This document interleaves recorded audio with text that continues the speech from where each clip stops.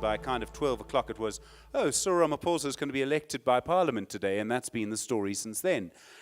But if something were to happen, the deputy leader of the ANC is David Mabuza, and the Secretary General is Ace Magashule. Adriaan, the era of scandal surely isn't quite over yet. There's a number of things that worries me. Firstly, although it makes no one else as happy as me to see the Gupta's or Gupta's associate in the dock, I must question the timing of the Hawks and the NPA suddenly rediscovering their backbones and acting upon these allegations of state capture. That's really been in the public domain for at least 5 years. I mean, the first articles, let's give the government 2 years discount to kind of kick into action. Now, we started writing in 2010 when I was at the Mail and Guardian. We started writing about Zuma Incorporated, connecting the dots between Duduzane Zuma, his business interests with Tony Gupta, etc. But around 2012, it was abundantly clear to everyone what was happening here, even within the ANC, within this ANC, by the way, the same ANC that's now seems not have to support Zuma.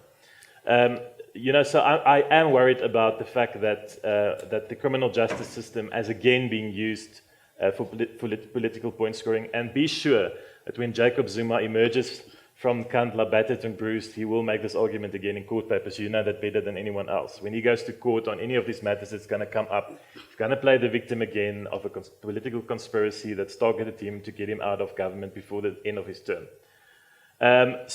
Yes, I do think we have become neutered against state capture and corruption, and I mean that's where Mabuza concerns me deeply. A bit before Nasrek, I started writing a bit more about him, and I found what I was looking for, Ralph.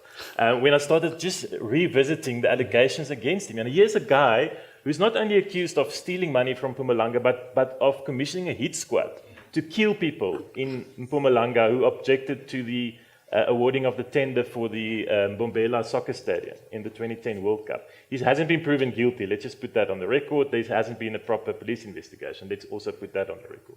So he's a guy who apparently at his farm 14 million rand cash was found during a police raid that he couldn't explain. This is not kind of little irregularities that the Auditor General may red flag. This is like serious criminal syndicate stuff. Okay, this guy is the second most powerful man in the ANC today. How is the country going to deal with this? How's the ANC going to deal with this? Ace Magashule, as I've previously said, has overseen a complete state capture or province capture of the Free State.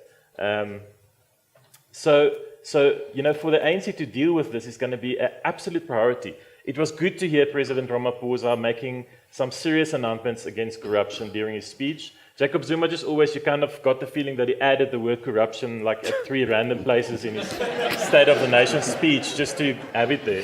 But there was like at least 2 or 3 pages, in his speech where he spoke about corruption. We had very harsh words against people be arrested, using those terms.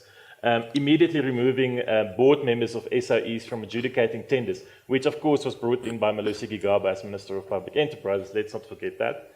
There's a whole range of things to be dealt with.